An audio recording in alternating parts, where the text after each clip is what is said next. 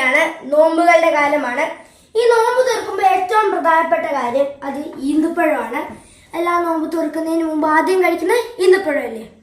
അപ്പോൾ ഞങ്ങൾ മേടിച്ചു വെച്ചു കുറേ ഈന്തപ്പഴങ്ങൾ. പ്രിപ്പറേഷൻസ് ഒക്കെ ആയി ഞങ്ങൾ ഈന്തപ്പഴമൊക്കെ നല്ല ചില്ല് പാത്രത്തിൽ ഇട്ട് വെച്ചിരിക്കുകയായിരുന്നു. പക്ഷെ ഇപ്പോൾ ഇതിനകത്ത് ഈന്തപ്പഴമില്ല. കാരണം സിനിമ, മറ്റു കാര്യങ്ങൾ, പഠനത്തിനിടയിൽ അങ്ങനെയുള്ള കാര്യങ്ങൾക്കൊക്കെ ഞങ്ങൾ സ്നാക്സ് ആയിട്ട് ഉപയോഗിച്ചത് ഈ ഈന്തപ്പഴങ്ങളാണ്. 2 ദിവസം കൊണ്ട് തന്നെ ഈന്തപ്പഴങ്ങൾ തീർന്നു. ഇനി നോമ്പ് തുറക്കാൻ നേരം പുതിയ ഈന്തപ്പഴങ്ങൾ ഈ പാത്രത്തിൽ നിറയ്ക്കാനുണ്ട്. സ്റ്റോക്ക് ഉള്ളതുകൊണ്ട് രക്ഷപ്പെട്ടു. ഇനി റംസാനെ കുറിച്ച് കുറച്ച് കാര്യങ്ങൾ നമുക്കറിയാം. അത് നമുക്ക് പപ്പയോട് ചോദിക്കാം. പപ്പ, നോമ്പിനെ കുറിച്ച് പറയുമ്പോൾ ഏറ്റവും പ്രധാനപ്പെട്ട ഒരു കാര്യം, നോമ്പ് ഒരു 30 ദിവസത്തേക്ക്, റമദാൻ മാസം മാത്രം അതിനുവേണ്ടി മാത്രമുള്ള ഒരു കാര്യമൊന്നുമല്ല. നോമ്പിന്റെ ഈ കാലത്ത് റമദാൻ മാസത്തിൽ നമ്മൾ നമ്മുടെ കൂടെ കൂട്ടുന്ന ചില ശീലങ്ങള് അല്ലെ, ചില രീതികളൊക്കെ ഉണ്ടല്ലോ, അത് ശരിക്കും ഇനിയുള്ള 30 ദിവസവും അതിനുശേഷമുള്ള മാസങ്ങളിൽ നമ്മൾ നമ്മുടെ കൂടെ തന്നെ കൊണ്ടുപോകണം. മനസ്സിലാവുന്നു? അത് നമുക്ക് നമ്മുടെ എല്ലാ കൂട്ടുകാർക്കും, മിഠായിപ്പൊതി കൂട്ടുകാർക്ക് എല്ലാം ചെയ്യാവുന്ന കുറെ കാര്യങ്ങൾ അതിനകത്തുണ്ട്.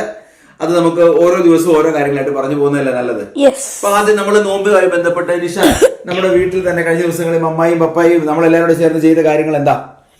വീട് നല്ല ഭംഗിയാക്കി വൃത്തിയാക്കി അല്ലെ, എല്ലാ സാധന സാമഗ്രികളും ഒക്കെ നല്ല വൃത്തിക്ക് അടുക്കി വെച്ചു.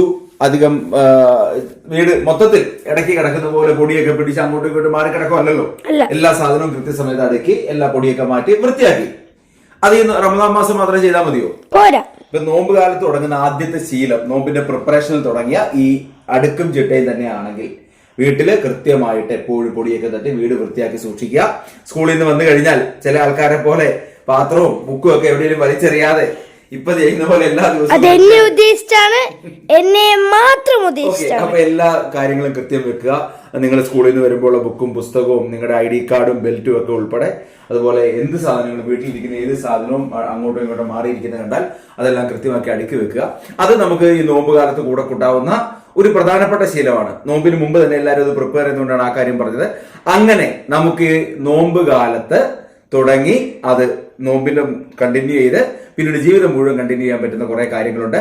മിഠായിപ്പൊതി കൂട്ടുകാർക്ക് വേണ്ടി അത് നമുക്ക് ഓരോന്നും ഓരോ ദിവസം വെച്ച് പറയാം. ഓക്കെ.